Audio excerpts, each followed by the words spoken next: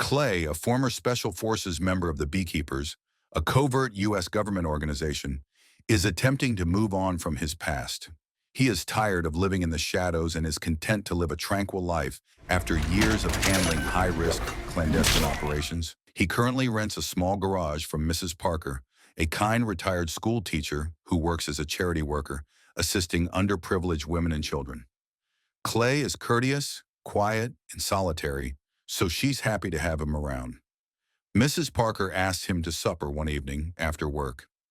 She is working on her laptop when all of a sudden, the message "virus detected" appears on the screen and advises her to contact a number to prevent data loss or irreversible damage. Without hesitation, Mrs. Parker presses the number in the hopes of resolving the issue as soon as possible. She is unaware, however, that the number is actually the headquarters of a criminal organization and not an antivirus company. They specialize in impersonating tech support in phishing scams. A group of hackers remotely takes control of her computer as soon as she makes the call. Clay is unaware that his peaceful life is going to be upended as they begin searching through her documents and following her money dealings. In the meantime, Mrs. Parker seeks assistance from Garnett, the manager, after being totally perplexed by her computer's behavior. He assures her that there is nothing to be concerned about and that it is simply a step in their virus elimination procedure. Garnett asks for her bank account information and offers to reimburse her for the inconveniences.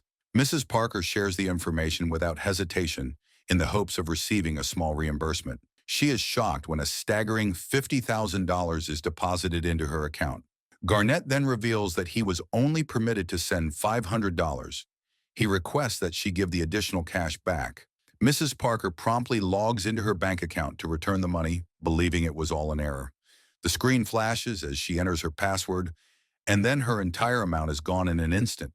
Her account had been compromised by Garnett and his group. Mrs. Parker is left reeling because she is stunned and unable to comprehend the loss. Clay is busy harvesting honey in the meantime, filling a jar to present to Mrs. Parker as a delightful present. However, something feels off when he gets to her residence. Just in case, he takes a knife from the kitchen. Clay entered the living room and halted, sensing danger in the air. Mrs. Parker was dead on the ground with a pistol next to her. However, an FBI agent entered with her gun leveled directly at him before he could comprehend what he was witnessing. Agent Verona had no time to waste.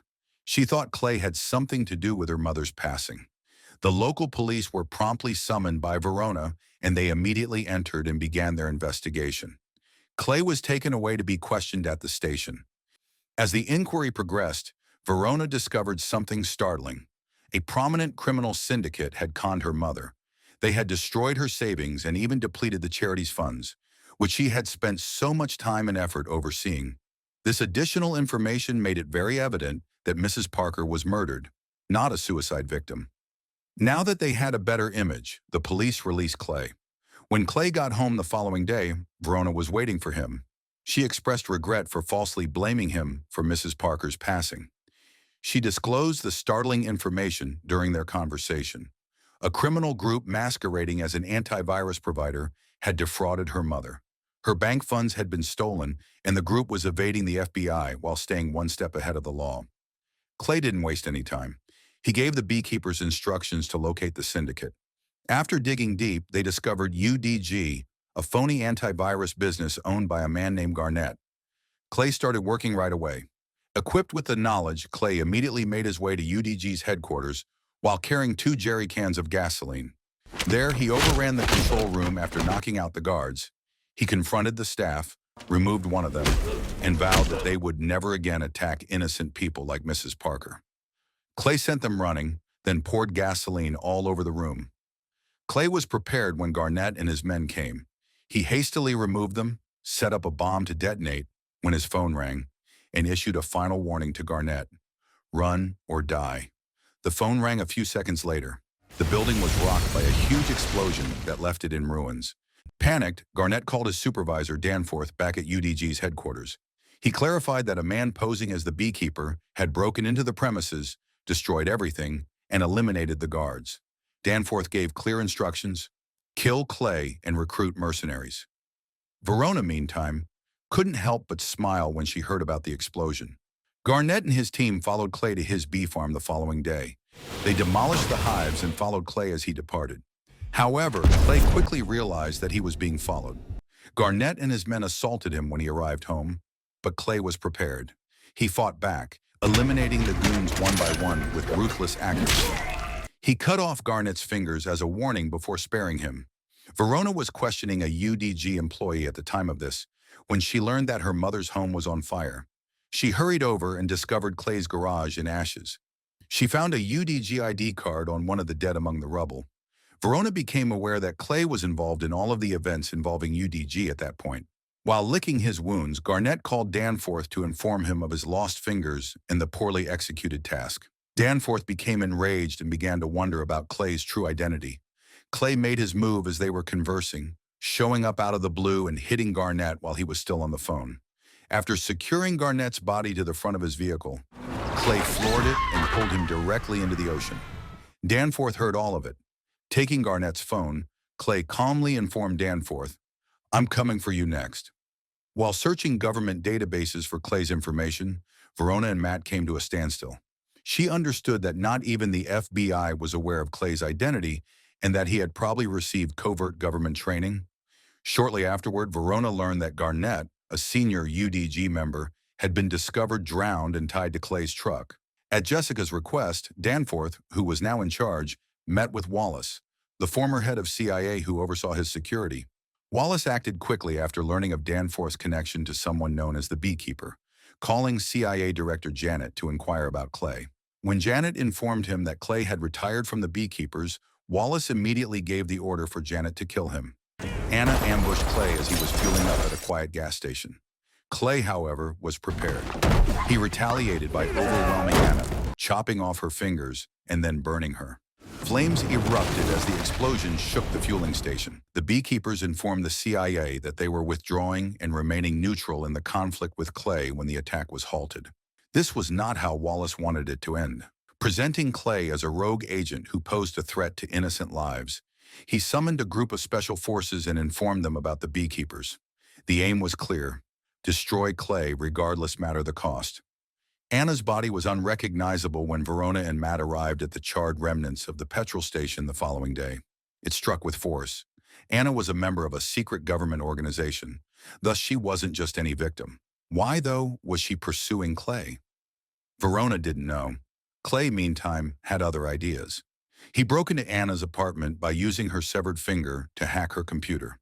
With a few clicks, he was able to follow Garnett's phone signal all the way to the 9 Points building, where Danforth was. Armed with this intelligence, Clay retrieved explosives and weapons from Anna's location and departed. Wallace's special forces were already on the ground at the 9 Points facility, prepared to defeat Clay. The FBI SWAT team had positioned itself outside, ready for Clay to strike. Wallace's men, however, allowed the workers to carry on with their jobs as if nothing had happened. They were unaware that the NSU business using the space was connected to a criminal organization that operated phishing schemes. Then Clay arrived. The SWAT unit was caught off guard. Clay attacked viciously before they could even respond, easily eliminating them.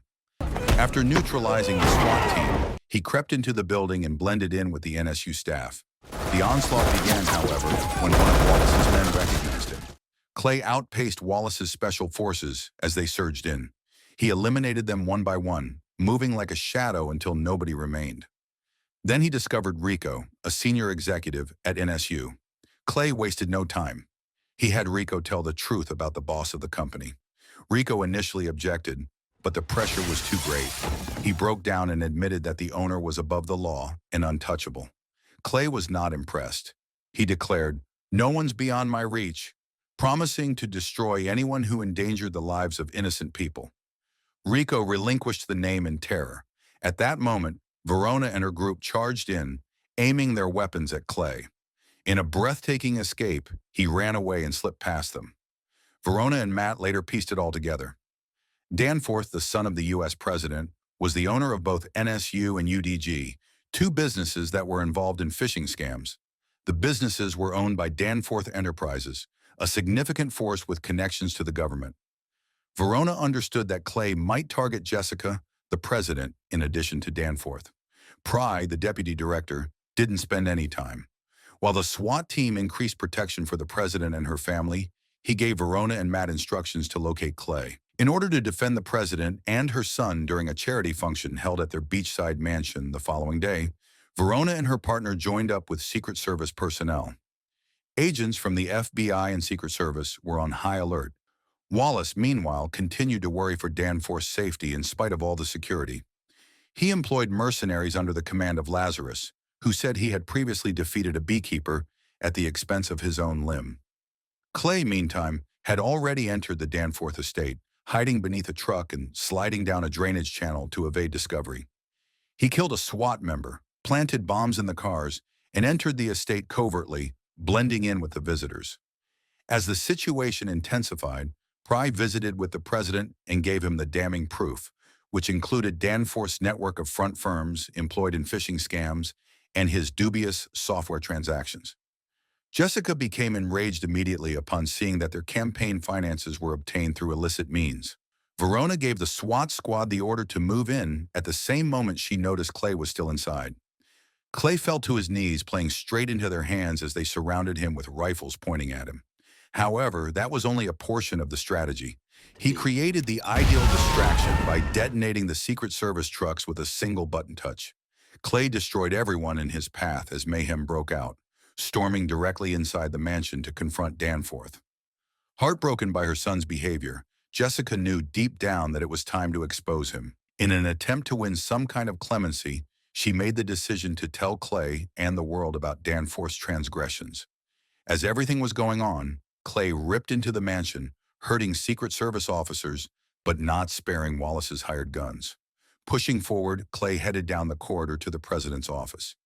After a bloody battle with Lazarus, Clay emerged victorious and went on. But Wallace intervened when he arrived at the office, attempting to dissuade him from killing Danforth. Clay paid no attention. He moved quickly, snapping Wallace's fingers and pushing his way through the door of the office. Danforth became angry within as he realized his mother was going to reveal him. Desperate, he snatched up a revolver and shot Pry to death. Clay placed the bomb on the door, prepared to breach, in the middle of everything. The door burst open with a loud explosion, and Clay hurried in, followed closely by Verona and the other FBI officers. However, in a desperate attempt to find a way out, Danforth thought about using his mother as leverage. Clay gave Verona a stern glance in the heat of the moment. After considering the circumstances, he questioned, "Are you here to enforce the law or seek justice?" With a single precise shot, he dispatched Danforth. Clay wasted no more time in running out of a window and into the night. Despite having a clear shot, Verona chose not to take it. Thus, she let Clay go. Clay was already gone as the dust settled.